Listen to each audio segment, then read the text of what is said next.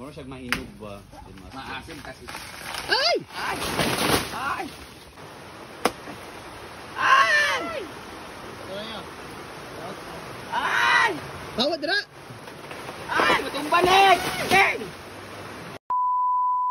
Hello, may buntag everybody! So, nandito ngayon sa may ilog. Ito yung saging na survivor sa mga baha at bagyo nang saan di talaga siya natutumba at siya kansian. Ito na, gulang na siya, pwede na siyang i-harvest. Ito yung mga saging dito, niyog, buko, na talagang as in, inaabot ang baha dito, hindi talaga siya natutumba. Kawawa naman. But na, kailangan taasan, di ba? Pero, kawawa na. Ba't dala ka mahulugan? Ay! Ay! Hawad dira! Ay! Matumbanig! Okay!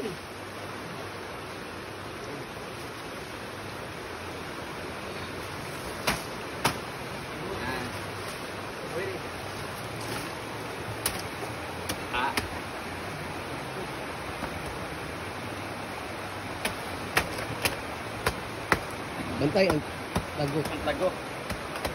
Yawa. Sa manaoy. So, grabe.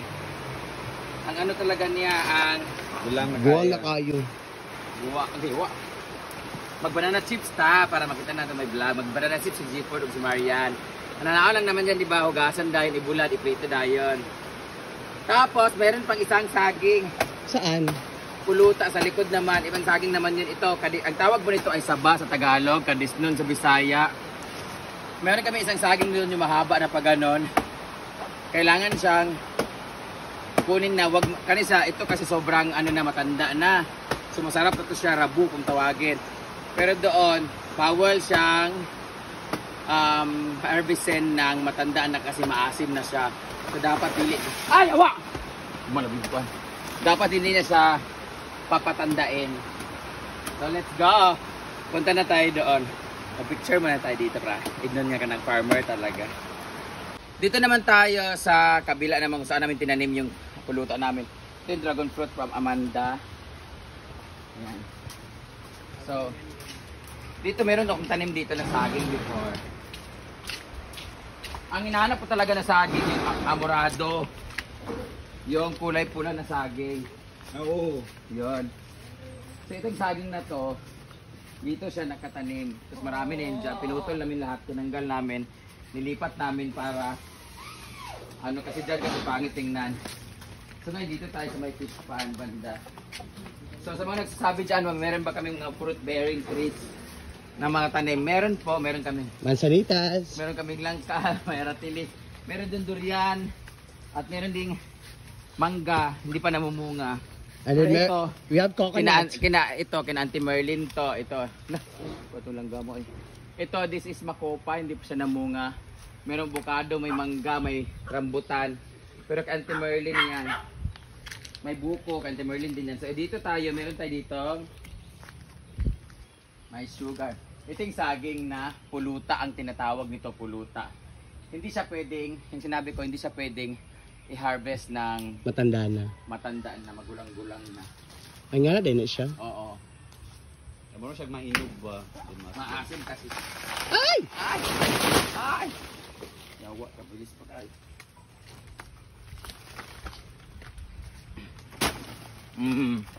So ito yung tinatawag na puluta. Masarap to at paborito to ni nanay at ni tatay dati. So ngayon, bibigyan natin sila. Ang nagtanim nito ay si Auntie Inday. Nilipat lang namin, kinuha, harvest namin doon. Nilipat namin dito para kahit papano ay hindi siya masayang. So ito yung pinaka saging niya. You click a picture. Iba. Ang tawag nito ay puluta. Hindi siya pwedeng mahinog kasi maasim. Anong tawag nito sa inyo guys? Long banana. Ano muna natin? Long banana na siya English. Huh? So, kailangan niya siya putulin para mag-dry yung leaves kaagad. Yan ang masarap dito buhay sa probinsya kasi you can easily get What you want. anything Kasi hindi ka lang mapili, hindi ka magugutom. Oo. Ako, hands-on naman ako sa pagtatanim dito, pero yung mga ganito, siyempre, sayang naman yung bayad ko sa staff, hindi sila mag-e-effort. Ay, kahabol ba?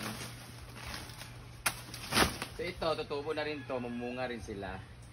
So dapat, putulin din siya. Kasi, baka tumubo pa. So meron tayong mangga, rambutan, and everything. So ngayon, You have no grapes? meron tayong grapes, meron doon, tsaka blueberry, ay naman? Burberry, ay naman? Glutter dito. Mangosteen we have. Ang ganda ng saging na to, no? We have mangosteen, right? May pag-iayon mo nag-focus kay... Malayo unta ka sa vlog mo. Ito naman. Ano?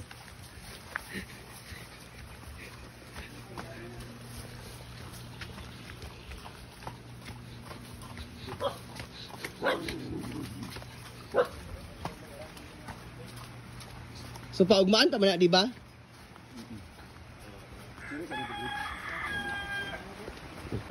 So guys, tapos na tayo mag-harvest ng saging. It's time to go back to labahin. Kasi as a vacationista and raketera in Davao and CDO, after like 2 weeks yata kami nawala, no? 1 week mahigit. 2 weeks. 5 days sa Davao, 5 days sa Kuan, ay 4 days ganun. So nakauwi na kami at ang daming labahin namin from costumes, daily usage ng mga damit. Ngayon, back to labas sila Britney and Argel. At sila Deport ay tapos sila maglinis doon sa bahay. So ngayon, ang mga staff ay nag-drain na rin ng pool. So, balik natin sa paglalaba. Let's go. So, ito na. Let's go back to reality. Back to labandera. Bawal na mag-artista at mag-model-model. Bawal mag-bakasyonista. Back to farm life. Laba. Naglinis na rin sila ni Jepo doon. Sila ni Marian. So, back to vlog na. Yung ulo kay puro spray net pa. Yaya. Pakibilisan. Marian, hindi sa amin. Ganyan, Marian. Sana, videoan? Ayan, kaya nawala si Britney kasi namalengke siya dahil request ng kanyang bagong amo ulit na dumating ay adobong puti. So, nagluluto siya ngayon ng adobong puti. Kasi tulog pa ang kanyang amo kasi nagpapagaling kasi may tulo. Ngayon, puntahan naman natin yung doon banda, mga bulaklak at yung swimming pool na dinrain nila. Alam nyo ba guys, I'm so happy kasi ang mga bougainvilleas natin ay ang dami ng bulaklak. Pero bago tayo pumunta sa mga bougainvilleas, dito naman tayo sa ating mga millionaires vines or anong tawag nito. Guys, so ang dami ng dahon dito at mga antag nito, yung mga hair. Ayan. Yan yung magpapaganda dito sa ano dati. Sa hallway. Diba? May mga nagda-drop na siya. Kaso magiging lasang ni diri. Magiging gubat to dito pag napuno to lahat kasi kakainin niya to lahat eh. Ayan, magkakaroon nito dito. So dito tayo, nagbabalibol si Paul, nagtitraining. Ito, gihangos ko eh. Ay, papakita ko na sa inyo ang CR later kasi ang ganda na ng CR. Ito ang ating pool ay nag-drain na, naglinis na, bago na po siyang tubig. Ito ang ating, dito po banda ang ating mga cottages for this function hall. At guys, ang mga bougainvillea na green dati. Tingnan nyo naman. I love it. Namulaklak na siya guys. Ang ganda. Oh, diba? Native siya pero maganda ang bulaklak niya. Ito naman white and red. May mga bulaklak na dito.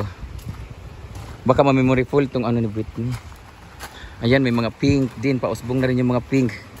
Ayan oh. Bago ako umalis, nag-pruning ako guys. Tingnan mo, namulaklak siya dahil pinron ko. Pinutol ko. Saka talaga namumulaklak pag kailangan putulin. Ito yung mga bulaklak. Yun, so ang dami din doon. No? Yung pool natin ang linis. Punta natin yung CR. Tingnan na. Hala! Nga ano man eh! Tingnan nyo naman guys, oh. Sinakyan, oh. Oh, nasira na naman. Visit yung mga guest dito eh. Visit talaga. Paul, ayaw sa pulbe! Sinakyan na naman tong mga visit na mga... Ayan na lang. O, paano ba to? Sinakyan siya guys, una sira na naman. Tangina ito mga guest dito. Guest na naman ang ano dyan. Ito sa kabila. Ito yung ating CR. Wala, may foil dito. Tubig, malakas. Ito yung ating CR guys. Ang ganda na ng lock ng CR natin guys. Oh. Ano to? Glading. Anong tawag na ng glading? At ang ganda ng lock natin. Oh. Pak. Be. Sa kabila. Tag ito glading siya. Ayan. Ayan ang ganda. Aero po to guys. Hindi na siya masisira. At tinaasan na rin yung semento sa ilalim para hindi mababasa-basa. So, maganda dito yung lock niya. Yan. Lock. Oh. Lock na lock talaga. So may ilaw naman dito. Yan o. Nagka-webs na. May sabitan dito.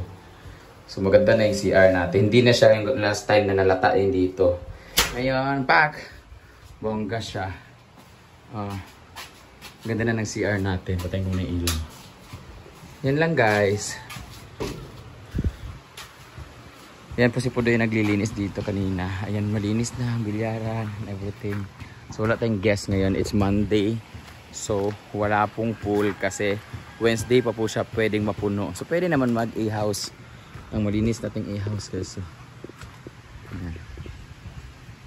So that would be all for today's video. I'll see you on my next vlog. Mag-vlog na rin kayo. Bye-bye.